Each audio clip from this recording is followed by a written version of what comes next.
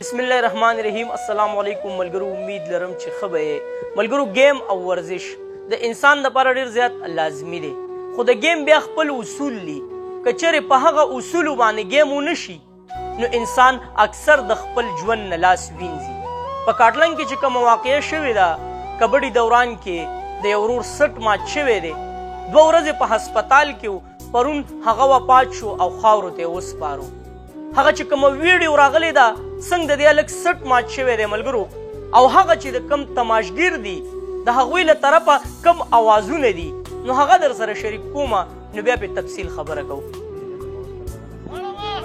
ونه سامره پرېږدې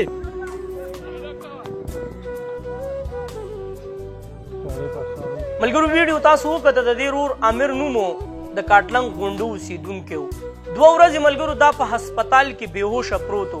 ډاکټرانو دا خبره کړې وه که چېرې دا هلک روغ هم شي نو د ده لاندې وجود چې کوم دی هغه به کار نه کوي. ملګرو، کبډي اول خو دا پښتانه کبډي ته د خرو لوبه وایي. دا د خرو لوبه ده. د خرو لوبه ورته ولې وایي ملګرو؟ د خرو لوبه ورته ځکه وایي چې کله یو 2 کسان ونښلي نو د هغه دا سوچ نه وي چې یاره زه دا کس داسې راولمه، یا به د ده لاس مات شي، یا به د ده خپه ماته شي، یا به د ده سټ مات شي. خو کوشش یې دا وي چې یاره زه د ده نه دا مقابله وګټم، او انعام پکې څه انعام وي چې کوم تماشګیر ولاړ وي نو د هغوی له سیډه پړقې، د هغوی له سیډه چغې او سړی راوله. او دلته دا چې کوم کبډماري په ځان نه پوهېږي.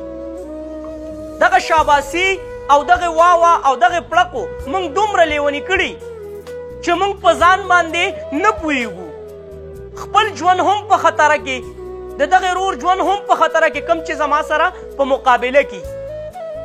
د دې پړقو د دې شاباسو په باره کې یو لطیفه غوندې رایاده شوه. و یو کس و ملګرو هغه په جلسه کې تقریر کړی و، نو ډېرې زیاتې پړقې وله والی شوي و، ډېر شاباسي ورته میلاو شوي و. چې کله هغې جلسې نه راووتو نو یو هوټل ته ورغلی او هوټل والا ته یې وویله چې یاره شاباسي راته ډېر زیات میلاو شو، د دې راله یو کپ چای راکړه. نو یو هوټل والا ورته وویل چې ستا دماغ کار نه کوي، ته لیونی شوی، په شاباسو باندې څوک چای نه ورکوي. وایي بیا راته وویل چې یاره پړق هم راله ډېرې زیاتې ویلی شوي دي، د دې له وجې یو پیالې چای راکړه. ویل چې په پړقو هم څوک چای نه ورکوي. چې یاره د دې نه څه مطلب؟ که ته ماله ډېر هم چغې ووې، که ته ماله ډېر هم شاباسي راکې، خو څه پیدا یې نشته. نو ملګرو، دغه تماشګیر چې کوم دوی ته ولاړو، کومې چغې ورته وهلې، نو هغې د هغوی الفاظ څه وو چې اول یې ویل راویوله او ګیرې کا، او بیا څه وایي و یاره سټ یې مات شو. همدغه تماشګیر ملګرو چې کله علاقې ته تلي نو هغوی به دا خبره کړي چې یاره نن په کبډي کې یو کس ولګېدو، مړه خو چې دا کس یې راویشتو نو دا سټ یې ونه مات کړو. خو چې پرون خبر شوي چې یاره هغه کس چې د چا سټ ماتو هغه وفات شو، دا به څومره د افسوس خبره وه. په دغه ټایم کې به دوی څومره افسوس کړی چې یاره دا خو ډېر غلط کار وشو. خو په هغه ټایم کې په ځان نه پوهېږو چې په کوم ټایم کې مونږ شاباسي ورکوو، چغې وهو. د سپرلي موسم دی ملګرو، او په دې سپرلي موسم کې وایي وینه راټوکېږي، وینه جوړېږي. خو افسوس دا دی زموږ نوجوان هغه د جوش او د جذبې کار چې کوم دی نو هغه په کبډي کې کوي، په دې کې نه کوي چې یاره یو ښه کار وکړمه، دا خپله ځواني، دا خپل د وینې جوش دا په یو ښه کار کې استعمال کړمه. نو په ټول ملک کې چې کله سپرلی شروع شي نو کبډي شروع کېږي. خو دغه سپرلی د چا په کور باندې خزان راولي. څنګه خزان راولي ملګرو؟ د ده دا ځواني وګورئ د دې ورور دا به د مور او د پلار دړه نه وځي. د ده ته به د مور او د پلار څومره ارمانونه و، څومره سوچونه به و، او چې به دوی بیا دا خبر شوی چې یاره ستا د زوی سټ مات شو په کبډي کې. هغه قیامت او بیا چې وله پرون په کټ کې راوړی او په کټ کې پروت و، نو سوچ کوئ په هغه مور به څه تیر شوي. نو د سپرلي دا موسم موږ په ځان باندې سور اور کړو. اوس که په انټرنیشنل سطح کبډي کېږي ملګرو نو د هغې خپل ټایمینګ وي، ټایم ورله کېږي چې یاره دومره سیکنډه به ته لګیا یې، مقابله به کې. زمونږ څنګه کبډي سا به نالې، په یو سا کې به وروره قسم راولي، ځان به هم تې خلاصې او هغه طرف ته به هم اوړې. په یو سا کې سا به نالې، خیر دی که ستا نه سا وځي خو مقابله به ګټې.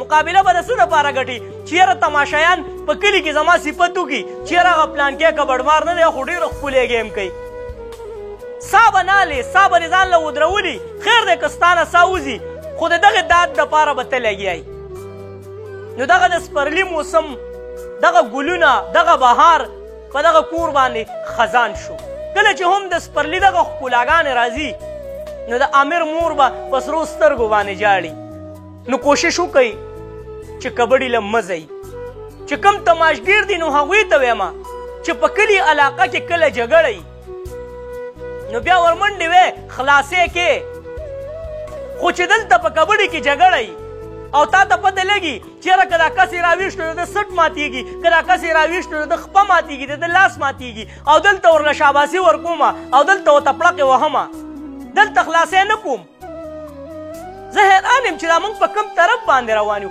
زه حیران یم چې زموږ دا مازغه ولې کار نه کوي چېرې دا ټیک کار دی او دا غلط کار دی نو د سپرلي دا موسم اوس به ډېر نوجوانان چا به لاس غاړې ته اچولی څوک به په هسپتال کې پروت دي او چلته دی په هسپتال کې تپوس وکړي وایي دا دې څه چل کو وایي په کبډي مې کوله په کبډي کې مړه نو لږ په خپل ګریوانونو کې سوچ وکئ ستاسو دا ځواني د دې دپاره الله پاک تاسو له درکړې ده چې کبډي وکئ د سپرلي دا موسم د دې دپاره راغلی چې یاره ته پکې کبډي وکړه د سپرلي دا موسم ملک له کلي له علاقې له خوشحالي راوړي هغه خوشحالي منع وکئ ویډیو مخکې شیر کوي کیدای شي دا حالات څوک وګوري او د کبډي نه منې شي کیدای شي دا حالات څوک وګوري نو د کبډي دوران کې د چا سټ مات نه کړي ځان له مات نه کړي او بل له مات نه کړي عجیزانه غوندې ریکویسټ ملګرو دا زما نوی پیج دی هغه بل پیج کې مسله راغلې ده نو که چېرې زما سره مینه ساتل غواړئ پیج در سره لایک کوي ویډیو مخکې شیر کوي څومره هم زاړه ملګري دي چې دې پیج له راشي ځکه ټول ملګري ګیله کوي